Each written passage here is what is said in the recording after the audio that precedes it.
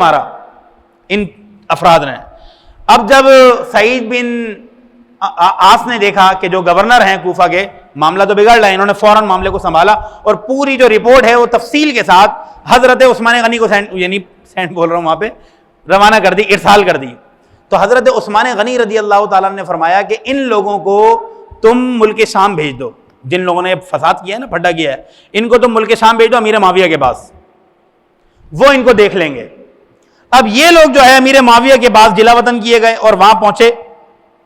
امیر معاویہ نے ان کو ایک کنیسہ کے اندر رکھا، جس کا نام کنیسہ مریم تھا، ملک شام میں عیسائیوں کا کنیسہ تھا، وہاں رکھا۔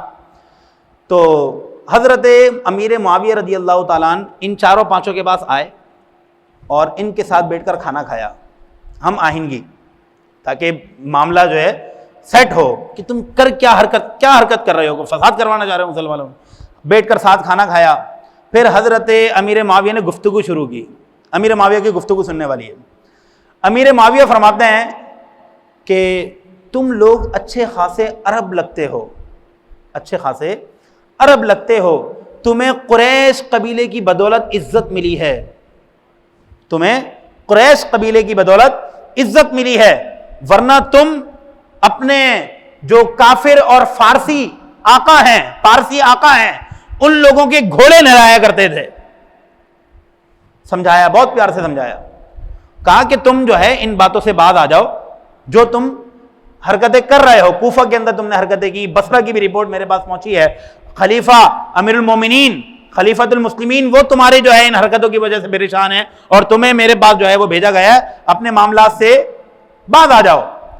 گفتگو ہوئی تو ان میں سے ایک شخص وہ کہنے لگا کہ آپ جو ہے کس قبیلے کی بات کر رہے ہیں؟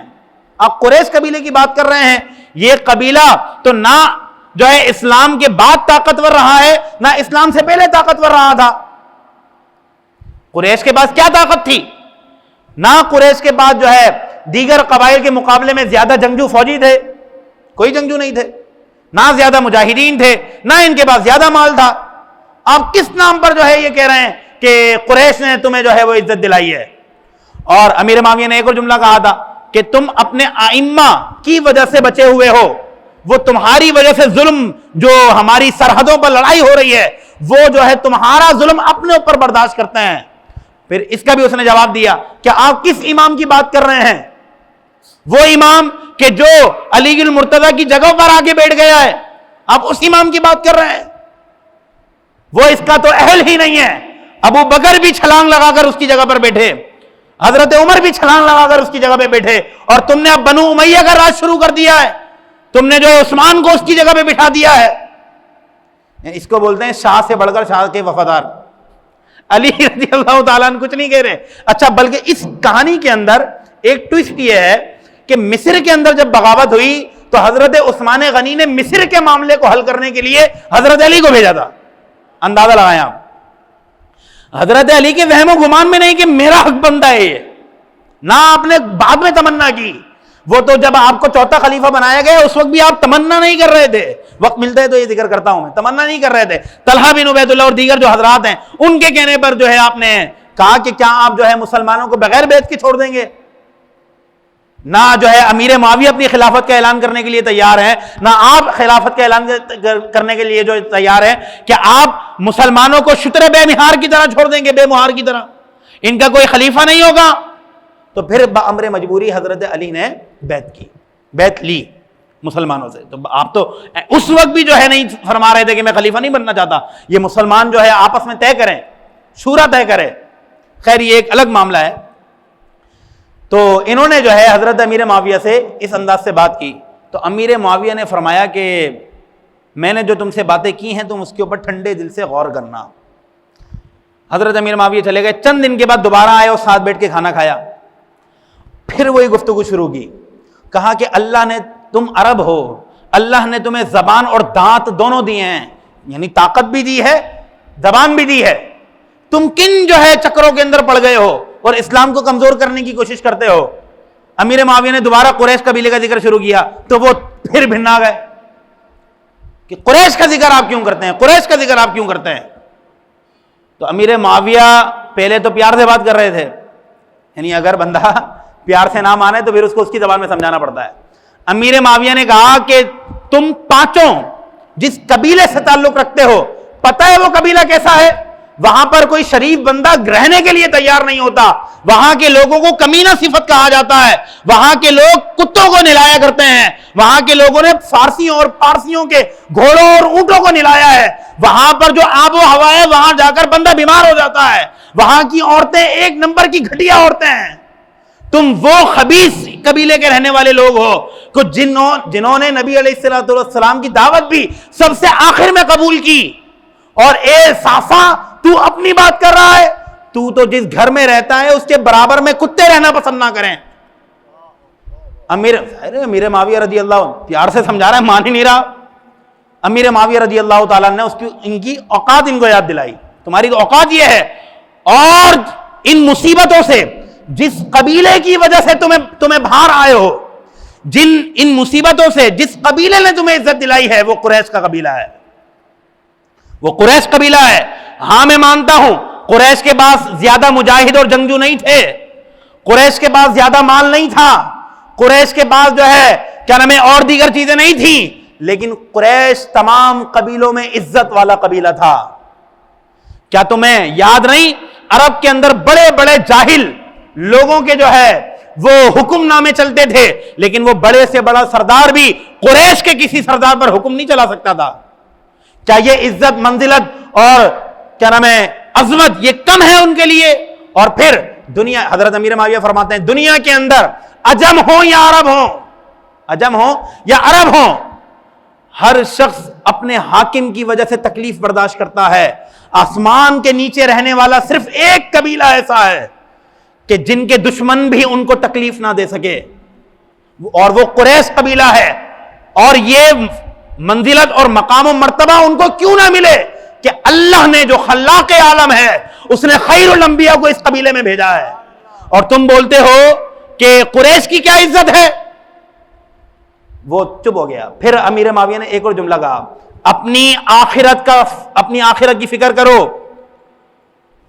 حکومت نہیں ٹوٹے گی اگر تم لوگوں کے کہنے سے, تم جیسے ایلے میلے اور کمینوں کے کہنے, یہ جملے امیر معاویہ کے, تم جیسے ایلے میلے اور کمینوں کے کہنے کی وجہ سے اگر حکومتیں بدلتی رہے تو ایک دن بھی حکومت قائم نہ رہے. تم اپنی منمانی کرنے چلے ہو, اللہ نے جس کو عزت دی ہے اس کو قبول کیوں نہیں کرتے؟ اور تمہارے کہنے سے کوئی استعفیٰ نہیں دے گا. ہاں اگر تم میرے استعفیٰ کا مطالبہ کرتے ہو, مجھے اگر امیر المومنین لکھیں گے تو میں دینے کے لیے تیار ہوں.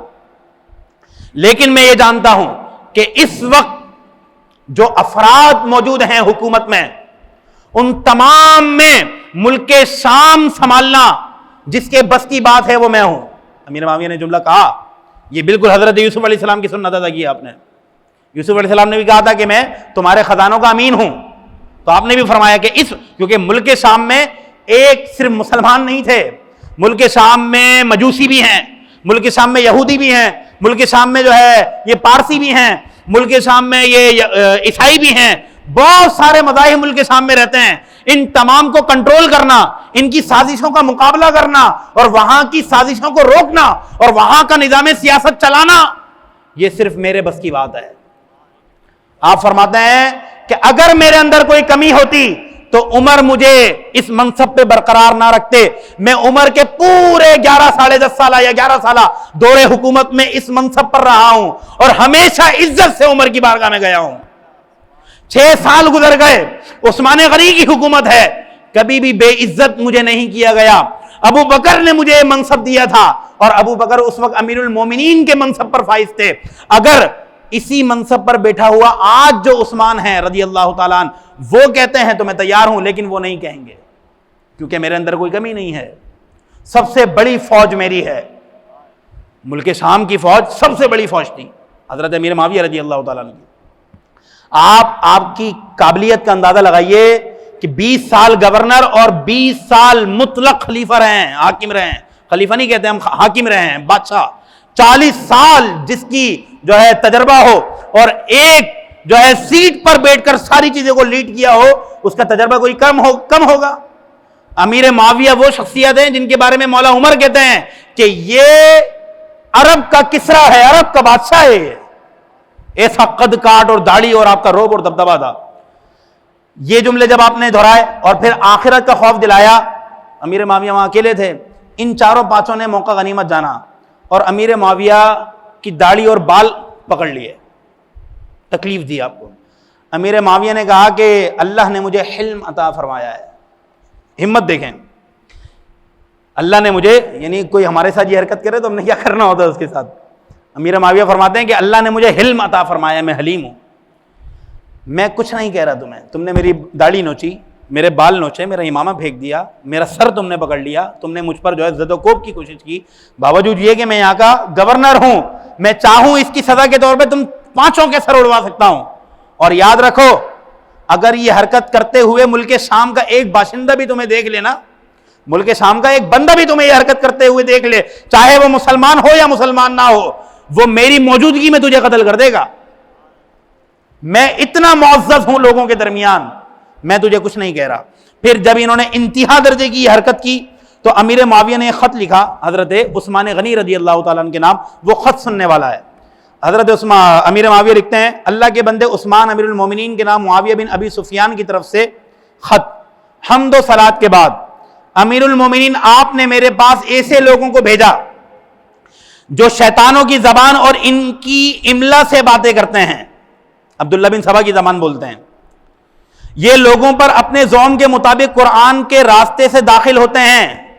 آج کا جو گمراہ فرقہ ہے وہ بھی قرآن کے راستے سے 1400 سال میں کسی نے قرآن کی جو تشریح نہیں کی وہ ہم سنائیں گے. ابے بھائی ایسی تشریح نہیں سننی جو 1400 سال سے کسی نے نہیں کی, سمجھ رہے ہیں؟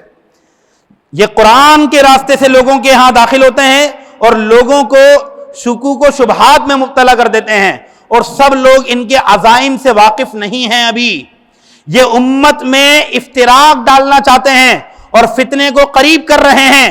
اسلام ان پر گراں گزر رہا ہے, شیطان کا جادو ان کے دلوں پر گھر کر چکا ہے, اور کوفہ کے جو لوگ ان کے ساتھ رہتے تھے ان میں سے بہت سے لوگوں کو انہوں نے برباد کر دیا ہے.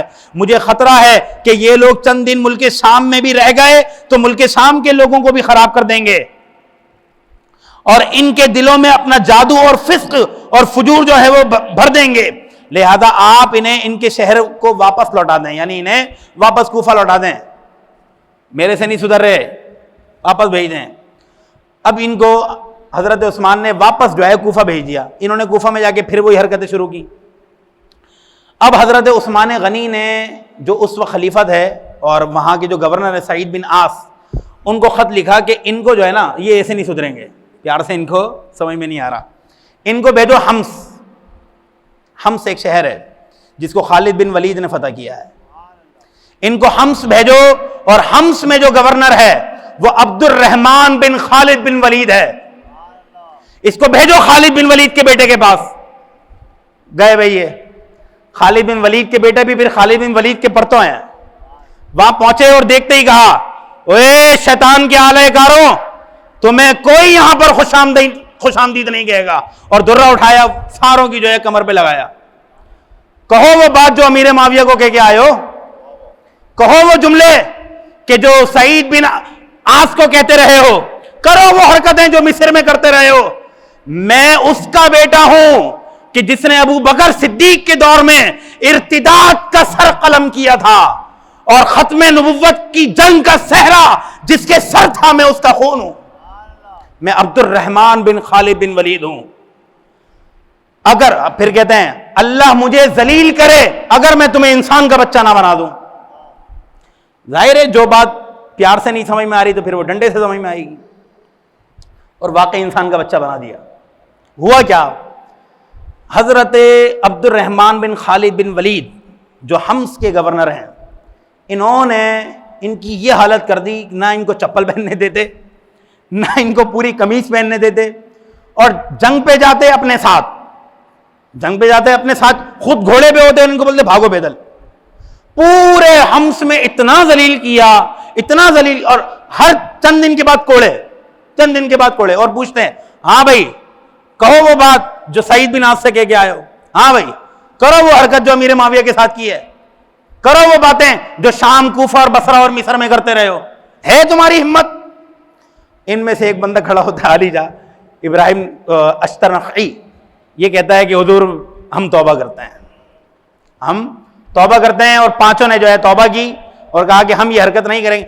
اس دوران عبداللہ بن سبا غائب ہے۔ عبداللہ بن سبا 3 سال تک غائب رہا، مصر کی تحریک کو مضبوط کرتا رہا، بصرہ کی تحریک کو مضبوط کرتا رہا۔ کوفہ کے اندر اس کو ایک بندہ مل گیا تھا، ہیلہ بن جبلہ۔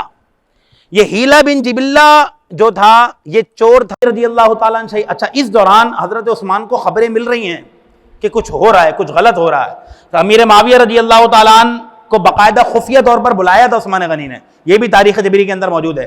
بلایا اور کہا کہ معاویہ کیا کرنا چاہیے اس معاملے میں؟ تو امیر معاویہ نے فرمایا کہ حضور جو بھی کریں گے وہ بعد میں کریں گے، میں ایک درخواست آپ سے کرتا ہوں، آپ میرے ساتھ ملک شام چلیں، آپ مدینے میں محفوظ نہیں ہیں۔ آپ نے کہا کہ نہیں، موت سے بڑا عذاب ہوگا، دیار نبی کو چھوڑ دوں گا، میں نبی کا پڑوس نہیں چھوڑوں گا، میں نبی کا پڑوس نہیں چھوڑوں گا۔ یہی حالت امام حسین کی بھی تھی، وہ انشاءاللہ کل سنیں گے۔ میں مدینہ نہیں چھوڑ رہا۔ تو آپ نے کہا کہ چلیں، اچھا مدینہ نہیں چھوڑ رہے تو آپ مجھے اجازت دیں، میں ایک مضبوط کمانڈرز اور مضبوط مجاہدین اور لڑاکا مجاہدین کا جو ہے وہ لشکر مدینے بھجوا دیتا ہوں جو آپ کی حفاظت کرے گا، کیونکہ جہاں کے جو لوگ ہیں وہ بڑے صاف دل ہیں، وہ باتوں میں بھی آ جاتے ہیں، بعض لوگ صاف دل ہیں، اور وہ عام طور پہ کوشش کرتے ہیں کہ مدینے میں خون نہ بہے، تو وہ مقابلہ نہیں کریں گے۔ آپ کی سیکیورٹی بھی بہت کمزور ہے، ابھی چند سالوں پہلے ہی عمر بن خطاب کو بھی شہید کر دیا گیا ہے۔ آپ مجھے اجازت دیں، میں اپنے جو ہے یہاں پر کمانڈوز اور جو مجاہدین ہیں اور حفاظتی اہلکار ہیں ان کو جو ہے تعینات کر دوں۔ حضرت عثمان نے فرمایا کہ نہیں، وہ یہاں پر آئیں گے تو ظاہر ہے کہ مدینے کے جو لوگ ہیں، جو کمائی ان کی ہو رہی ہے، یہاں پر جو پیداوار ہو رہی ہے وہ ان کے اوپر تنگ ہو جائے گی، تو میں نہیں چاہتا کہ مدینے کے رہنے والوں پر کسی بھی قسم کی تنگی ہو۔ ظاہر ہے کہ کنویں سے جو ہے ایک دن میں 50 لوگ پانی نکالتے ہیں، تو وہ آ جائیں گے تو زیادہ نکالیں گے، کھیتی باڑی بھی کریں گے اور دیگر چیزیں بھی ہوں گی، تو میں نہیں چاہتا کہ مدینے کے لوگوں کو کسی بھی قسم کی تکلیف ہو، تم یہ رہنے دو۔ امیر معاویہ نے بہت اصرار کیا، امیر معاویہ کی بات تسلیم نہیں کی اور امیر معاویہ کو بولا آپ جائیں۔ امیر معاویہ ملک شام آ گئے، پیچھے سے یہ معاملہ ہوا۔ حضرت عثمان غنی کی شہادت بھی موضوع نہیں ہے۔ حضرت عثمان غنی کی شہادت ہو گئی، اب لڑائی ہوتی ہے، اب وہ مقاصد حاصل ہوتے ہیں کہ جو عبداللہ بن سبا 6 سال سے کوشش کر رہا ہے، 6 سال پیچھے سے لگا ہوا ہے وہ۔ اب کیا ہوتا ہے جی، حضرت عثمان غنی رضی اللہ تعالیٰ عنہ شہید ہوئے۔ حضرت امیر معاویہ تک کسی نے خبر پہنچائی کہ ان کو شہید کرنے میں مولا علی کا ہاتھ ہے، ان کو شہید کرنے میں مولا علی کا ہاتھ ہے، کیونکہ وہی دعوے دار ہو سکتے ہیں ان کے بعد خلافت کے۔ امیر معاویہ نے فرمایا کہ یہ نہیں ہو سکتا، ناممکن ہے۔ حضرت عائشہ نے بھی مطالبہ کیا کہ عثمان غنی کا قصاص لیں۔ حضرت امیر معاویہ نے بھی جو ہے وہ تقاضا کیا کہ آپ عثمان غنی کا قصاص لیں، کیوں جو ہے ان کو شہید کر دیا گیا اتنی بے دردی کے ساتھ، گھر میں محصور کر کے۔ اور امام حسن اور امام حسین جو ہے محافظ یعنی حفاظت کے اوپر مامور تھے عثمان غنی رضی اللہ تعالیٰ عنہ۔ کوئی موقع ایسا آیا، ان کو موقع مل گیا، انہوں نے اندر ہلہ بولا عثمان غنی شہید۔ یہ ایک الگ چیپٹر ہے، اس کی طرف ہم نہیں جا رہے۔ میں ابھی جو مین چیز آپ کو دکھانی ہے وہ ہے کوفہ کی صورتحال۔ اب حضرت علی رضی اللہ تعالیٰ نے سیاسی مصلحت کے پیش نظر یا کوئی خاص بات آپ کے ذہن میں تھی، ہماری ناقص فکریں جو ہے مدینہ باب العلم کی قوت فکر تک نہیں پہنچتی کہ آپ نے مدینے کو دارالخلافہ ختم کر کے کوفہ کو دارالخلافہ کیوں بنایا۔ جو بعض مورخین طبری اور دیگر حضرات نے لکھا ہے وہ یہ کہ بھائی کوفہ جو تھا وہ ایک ایسی جگہ ہے کہ تمام سلطنت اسلامیہ کا راستہ وہاں سے چھوٹا پڑتا ہے، تو آپ نے جو ہے وہ کوفے کو اس وجہ سے دارالخلافہ بنایا۔ اور کیا وجوہات ہو سکتی ہیں، یہ ہمارا جو ناقص ذہن ہے وہ اس طرف نہیں جاتا۔ بہت بڑی بات تھی یہ کہ مدینے کو دارالخلافہ ختم کر کے کوفہ کو بنا لیا۔ اب آپ مولا علی رضی اللہ تعالیٰ عنہ سے بار بار تقاضا ہو رہا ہے کہ آپ جو ہے عثمان غنی کے قصاص لیں، عثمان غنی کے قاتلوں کو پکڑیں، عثمان غنی کے قاتلوں کو پکڑ کر سزا دیں۔ حضرت عثمان غنی رضی اللہ تعالیٰ عنہ کو اتنی بے دردی کے ساتھ جو شہید کیا گیا، اس کی مطلب کون ہیں وہ لوگ، ان کو جو ہے کیفر کردار تک پہنچایا جائے۔ تو حضرت علی رضی اللہ تعالیٰ عنہ نے اعلان کیا مسجد کے اندر کہ میں جو ہے عثمان غنی کے قاتلوں کا قصاص لینے کے لیے تیار ہوں، مستعد ہوں. 10,000 سے زیادہ بندہ. کوفہ کے اندر کون تھے؟ سبائی تھے.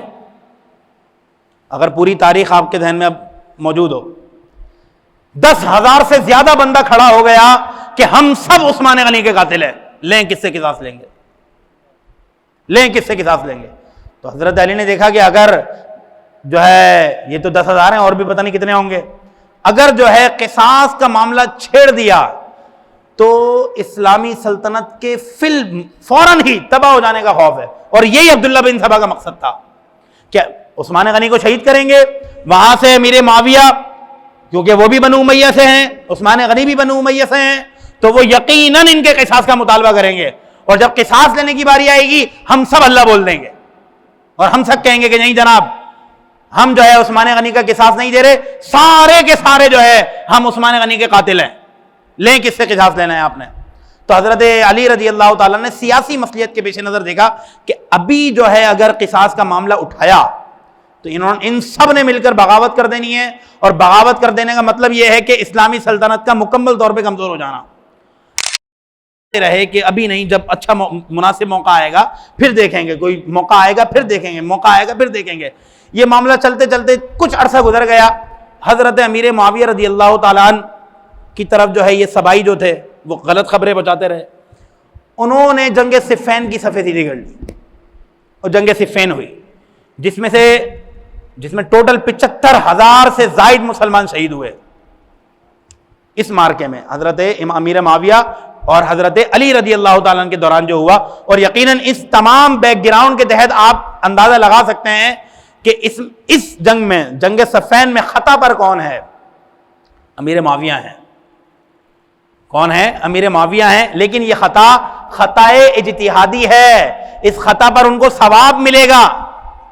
امیر معاویہ رضی اللہ تعالیٰ عنہ، امیر معاویہ رضی اللہ تعالیٰ عنہ، میں رافضیوں والی بات نہیں کر رہا، اعلیٰ حضرت کی زبان بول رہا ہوں. خطا اجتہادی ہے، ثواب کے مستحق ہیں، کیونکہ مطالبہ تو صحیح کر رہے تھے، بس سیاسی صورتحال کو اس وقت وہ نہیں بھانپ پائے جس صورتحال کو مولا علی نے بھانپ لیا تھا.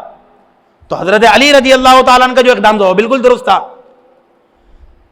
انہوں نے جنگ ہوئی، کوئی یعنی بے نتیجہ جنگ ختم ہوئی، کوئی نتیجہ نکلا، 75,000 بندہ جو ہے وہ شہید ہو گیا.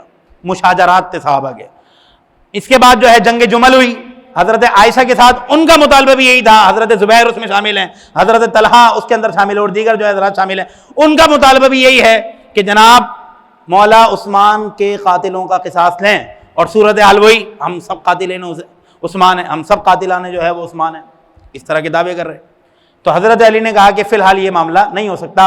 اس مارکے کے اندر 2,500 بندہ ایک طرف سے شہید ہوا، 500 بندہ ایک طرف سے شہید ہوا اور سارے مسلمان. اس کو کہتے ہیں مشاجرات. کیا کہتے ہیں؟ ہم لڑائی نہیں کہتے، اس کو تنازعات نہیں کہتے، ہم کہتے ہیں یہ مشاجرات صحابت ہے. مشاجرات صحابت ہے. مشاجرہ یہ شجرن سے نکلا ہے، باب مفاعلہ ہے، شجرن سے نکلا ہے. شجر کا مطلب ہوتا ہے درخت. تو مشاجرات کا مطلب ہوا، آپ نے دیکھا ہوگا جیسے یہ درخت دیکھیں پیچھے، اس کی ایک ٹہنی دوسری سے ٹہنی سے ٹکرا رہی ہے اور اس کے نیچے بیٹھنے والے کو سایہ ملے گا. لیکن اگر آپ ان میں سے ایک کو بھی کاٹیں گے سایہ ختم ہو جائے گا. اس کو کاٹ دیں چاہے اس کو کاٹ دیں. یہی معاملہ مشاجرات صحابہ کا ہے. جو مولا علی اور امیر معاویہ کے درمیان جنگ ہوئی، مولا علی اور حضرت عائشہ کے درمیان جنگ ہوئی، ان دونوں جنگوں میں مولا علی حق پر تھے، حضرت عائشہ خطا پر تھیں، حضرت امیر معاویہ خطا پر تھے. اور یہ دونوں خطا اجتہادی پر تھے رضی اللہ تعالی عنہما، ہمارے سروں کے تاج. ہم ان کی جوتیوں پہ جو لگنے والی گرد ہے اس کے صدقے سے اللہ کی بارگاہ میں دعائیں مغفرت کرتے ہیں. لیکن جو حقیقت ہے وہ آپ کے سامنے ہے. اعلیٰ حضرت امام اہل سنت نے یہی لکھا. اب ان میں سے کوئی بولے کہ میں جو ہے اس کی کس کی طرح، خارجیوں کی طرح کیا ہے یا رافضیوں کی طرح کیا ہے کہ میں امیر معاویہ کی طرف ہوں، ظاہر ٹہنی کٹ جائے گی تو سایہ ختم ہو جائے گا. اور اگر کہے کہ میں مولا علی کی طرف ہوں، امیر معاویہ حق پر نہیں تھے، یہ ٹہنی کٹ جائے گی تو سایہ ختم ہو جائے گا. مشاجرات کہنے کا مقصد یہ ہے کہ اس موضوع کو مت چھیڑیں، اس کے درمیان، اس کے نیچے بیٹھیں جو سایہ فگن آپ کے اوپر ہوگی، یہ موضوع. پھر جو ہے معاملہ یہاں پر پہنچا، درمیان میں بعض لوگ جو وہاں پر کھڑے ہو کے نعرے مار رہے تھے کہ ہم قاتلان عثمان ہیں، ان میں سے افراد نے کہا کہ جناب آپ ایک کام کریں، حضرت علی کو کہا آپ ایک کام کریں، امیر جنگ صفین کے بعد امیر معاویہ اور آپ کی طرف سے کوئی ثالث مقرر ہو جائے جو اس معاملے کو حل کرے، یعنی حکم مقرر کریں۔ کون مقرر کریں؟ حکم مقرر کریں جو فیصلہ کرے۔ حضرت علی نے کہا کہ ٹھیک ہے، حکم مقرر کر لیا۔ اب انہی لوگوں نے کہا یہ آپ نے کیا کیا، حکم کیوں مقرر کیا؟ حکم تو صرف اللہ تعالیٰ ہے، اللہ نے فرمایا ان الحکم الا للہ، حکم اور فیصلہ تو صرف اللہ کا ہے، اور آپ نے اللہ کے علاوہ کسی اور کو حکم بنا دیا، یہ تو آپ نے شرک کیا، علی تم کافر ہو گئے، معاذ اللہ۔ بولے استغفر اللہ۔ یہ تھے خارجی سابقہ، انہوں نے دیکھا عثمان کو تو ہم نے ختم کر دیا، علی آگے بیٹھ گئے ہیں، علی کو کیسے ختم کریں، یہ صورتحال اختیار کی۔ وہی چلتا آ رہا ہے سارا معاملہ، عبداللہ بن سبا کا لگایا ہوا پودا۔ اچھا، حضرت علی جیسے ہی تختے خلافت پر آئے، جنگ صفین والا معاملہ ہوا، جو ابن حجر علیہ رحمہ نے لکھا ہے، بڑا کمال جملہ لکھا ہے۔ ابن حجر فرماتے ہیں کہ حضرت علی، اور یہ حدیث ابو داؤد کے اندر بھی ہے، بلکہ سنن اربعہ کے اندر یہ روایتیں موجود ہیں، یعنی سنن اربعہ سے مراد ترمذی کے اندر، نسائی کے اندر، ابن ماجہ کے اندر اور ابو داؤد کے اندر یہ عبارتیں ہیں۔ آپ نے عبداللہ بن سبا اور دیگر افراد جو اس کا حامی تھے، ان سب کو مولا علی نے زندہ جلوا دیا تھا کہ تم مسلمانوں میں انتشار پھیلا رہے ہو، تم مسلمانوں میں افتراق پھیلا رہے ہو، اور ان سب کو جو ہے وہ زندہ جلوا دیا۔ اور زندہ جلانے کے بعد ابو داؤد کی روایت ہے، فرماتے ہیں کہ جب تک ان کا گوشت ان کی ہڈیوں سے جدا نہ ہو جائے ان کو جلتے رہنے دینا۔ حرکت ایسی کی تھی نا، عمر کو شہید کروا دیا، عثمان کو شہید کروا دیا، مسلمانوں کو گمراہ کیا، اور اتنی بڑی جنگ جو ہے انہوں نے چھڑوا دی۔ ان سب کے محرکین کون ہیں؟ یہی ابن سبا اور ان کی جو بعد میں آنے والے انڈے بچے تھے، وہ سارے جو ہے ان کے محرکین ہیں، تو ان سب کو زندہ جلوایا۔ اب بعض لوگ رہ گئے تو انہوں نے کھڑے ہو کے کہا کہ جناب آپ حکم ٹھہرائیں۔ حکم جب ٹھہرا لیا، کہا کہ ان الحکم الا للہ، آپ تو مشرک ہو گئے، آپ توبہ کریں۔ ہم بھی توبہ کرتے ہیں، ہم نے مشورہ دیا تھا، ہم بھی توبہ کرتے ہیں، اور آپ بھی توبہ کریں کہ جناب مجھ سے کفر ہو گیا تھا اور میں جو ہے کفر سے توبہ کرتا ہوں۔ حضرت علی نے فرمایا یہ کسی اوٹ پٹانگ سی بات ہے، یہ وہی بات ہے خارجیوں کی، یہ خارجی تھے، یہ شیعہ آنے علی ہی تھے جو خارجی بنے، خارج ہو گئے نا، حضرت علی کے جو گروہ تھا اس سے خارج ہو گئے، خارجی ان کو کہا گیا۔ یہ وہی لوگ ہیں کہ جو آج قرآن کی ظاہری معنی لے کر نبی کو رؤوف نہیں کہہ سکتے، نبی کو رحیم نہیں کہہ سکتے، نبی کو یہ نہیں کہہ سکتے، کیوں جی؟ یہ تو اللہ اپنے لیے کہتا ہے۔ بالکل یہی بات انہوں نے بھی کی تھی، یہ میرا موضوع نہیں ہے ورنہ اس کی طرف چلے لے کر۔ کہا کہ حکم صرف اللہ ہے، اللہ کے علاوہ کوئی حکم نہیں، لہذا آپ مشرکوں کا اپنا حکم کیوں ٹھہرایا؟ حضرت علی نے کہا کہ یہ تم کیسی حرکتیں کر رہے ہو۔ اب انہوں نے جو ہے اپنے آپ کو حق پر سمجھتے ہو، بھائی ہم نے تو توبہ کر لی ہے، علی تو معاذ اللہ مشرک ہو گیا، یہ تو توبہ بھی نہیں کر رہا۔ انہوں نے حضرت علی کو بھی شہید کر دیا، انہوں نے حضرت علی کو بھی شہید کر دیا، بڑی بے دردی سے حضرت علی کو شہید کیا، آپ کا سر مبارک الگ کر دیا، جسم مبارک جو ہے غائب کر دیا، اور اس طرح کی باتیں جو ہے اب سامنے آئی۔ اب معاملہ آتا ہے حضرت امام حسن کے ہاتھ میں، امام حسن کے ہاتھ میں۔ امام حسن رضی اللہ تعالیٰ عنہ سے وہی تقاضا حضرت امیر معاویہ کا کہ حضور آپ، امام حسن فرماتے ہیں کہ بھائی میں ان چکروں میں نہیں پڑ رہا، میں حکومت اور خلافت آپ کے حوالے کر رہا ہوں۔ آپ پہلے شام کے گورنر تھے، اب آپ تمام مملکت اسلامیہ کے حاکم اور بادشاہ ہیں، اور آپ نے جو خلافت تھی وہ حضرت امیر معاویہ کے حوالے کی۔ پھر امیر معاویہ نے جو بلوائی تھے اور دیگر لوگوں تھے، ان لوگوں سے صحیح والا جو ہے وہ انتقام لیا۔ اب اس معاملہ کو ہو گئے 10 سال، حضرت امیر معاویہ کی خلافت کو جو بادشاہ تھے اس کو 10 سال ہوئے۔ تو حضرت امیر معاویہ کے بعد چند صحابہ آئے اور آ کر عرض کی حضور آپ نے دیکھ لیا عثمان غنی کی شہادت کے بعد کیا ہوا، کیا ہوا، جنگیں ہوئیں، اس کی وجہ کیا تھی؟ حضرت عثمان نے اگر اپنا خلیفہ نامزد کر دیا ہوتا تو یہ جنگ نہ ہوتی، لہذا ہم درخواست کرتے ہیں کہ آپ بھی اپنا نائب اور خلیفہ مقرر کر دیں۔ حضرت امیر معاویہ نے کہا کہ اس کی کیا ضرورت ہے، مسلمانوں کی شورا ہے، جو اہل رائے اور صاحب الرائے جو افراد ہیں وہ آپس میں طے کریں گے، لیکن انہوں نے اصرار کیا اچھا ولی عہد ہی مقرر کر دیں۔ حضرت امیر معاویہ نے کہا کہ میرا بڑا بیٹا جو ہے وہ یزید ہے، بڑا بیٹا یزید ہے، اور یزید کے احوال مجھ سے پوشیدہ ہیں، وہ میرے پاس نہیں رہتا، کس کو ولی عہد مقرر کروں؟ تو انہوں نے کہا کہ آپ یزید کو ہی ولی عہد مقرر کر دیں تاکہ یہ خون ریزی تو نہ ہو۔ یہ خلافت کی بیعت نہیں ہے، ولی کی جو یزید ہے اس کی ولی عہدی کی بیعت ہے۔ بھئی کون کون جو ہے وہ میرے بعد بیعت کر لے گا یزید کی، جب تک میں زندہ ہوں میرے بعد یزید کی بیعت کرے گا۔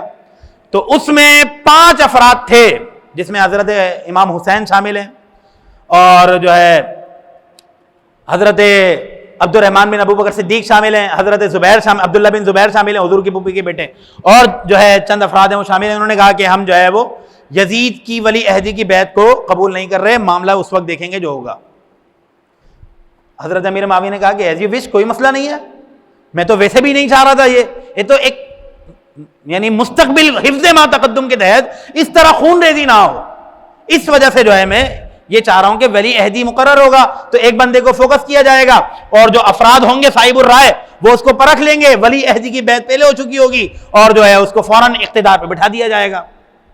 حضرت امیر معاویہ 10 سال زندہ رہے ولی عہدی کی بیعت کے بعد، مسلسل حضرت امام حسین کو تحفے بھجواتے تھے، اور جن 5 افراد نے بیعت نہیں کی تھی ولی عہدی کی ان کو کچھ نہیں کہتے تھے، وہی گلے ملتے، اور جس انداز سے جو ہے پہلے معاملہ چل رہا تھا اسی طرح معاملہ چل رہا تھا۔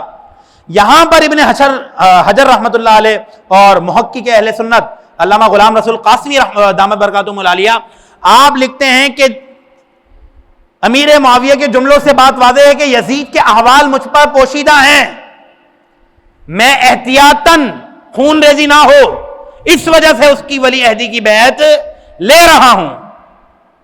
واضح ہے۔ ابن حجر نے صاف لکھا، دیگر محققین نے صاف لکھا، یزید کے کرتوت امیر معاویہ کو معلوم، بحیثیت باپ معلوم نہیں تھے، آج بھی ایسا ہوتا ہے، باپ کو بیٹے کے کرتوت نہیں پتا ہوتے۔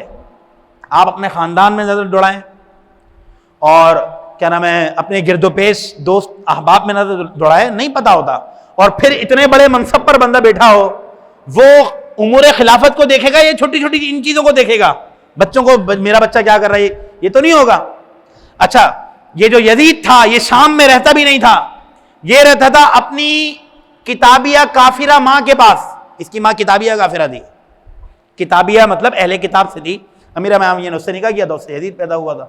اب یہ وہاں پر ٹھیٹ شرابی، زانی اور عجیب و غریب حرکتیں کرنے والا امیر معاویہ رضی اللہ امام حسین رضی اللہ تعالیٰ نے ایک آدھ مرتبہ جب یہ ملک شام آیا تھا تو اتفاق سے امام حسین کسی جو ہے جنگ سے واپسی آ رہے تھے تو یزید سے ملاقات ہوئی تھی، اور امام حسین رضی اللہ تعالیٰ نے اس کے کرتوت دیکھے تھے، وہ میں انشاءاللہ کل بیان کروں گا۔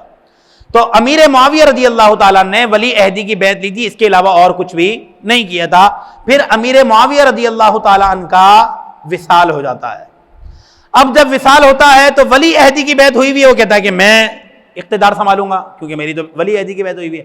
اب اقتدار کی خلافت کی بیعت تھوڑی ہوئی ہوئی ہے، ولی عہدی کی بیعت ہوئی ہوئی ہے کہ امیر معاویہ کی اولاد میں سے کوئی اور ولی عہد نہیں ہوگا، یہ بیعت یہ ہے، یہ تھوڑی ہے کہ فوراً ہی تو خلیفہ بن جائے گا یا تجھے حاکم بنا دیا جائے گا، نہیں نہیں، ولی عہدی کی بیعت ہوئی ہوئی ہے، لہذا میں جو ہے وہ کیا نام ہے تخت سنبھالوں گا۔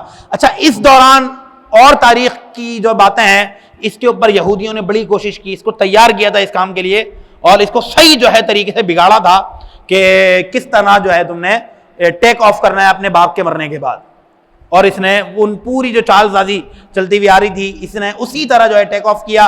ایک جملہ یاد رکھیں، بیعت اور اقتدار کا مطلب کیا ہوتا ہے؟ بیعت جو ہے نا، بیعت یہ ذریعہ اقتدار ہوتی ہے۔ کیا ہوتی ہے؟ ذریعہ اقتدار۔ بیعت ہوگی تو اقتدار پہ آئے گا بندہ، اور اقتدار یہ نتیجہ ثمرہ بیعت ہوتا ہے، ٹھیک ہے؟ بیعت ذریعہ اقتدار ہے، اقتدار ذریعہ بیعت نہیں ہے۔ اس نے خبیث نے یہی حرکت کی، بیعت کو ذریعہ اقتدار بنانے کے بجائے اقتدار کو ذریعہ بیعت بنایا، زبردستی بیعت لینے کی کوشش کی، اور پھر کیا ہوا؟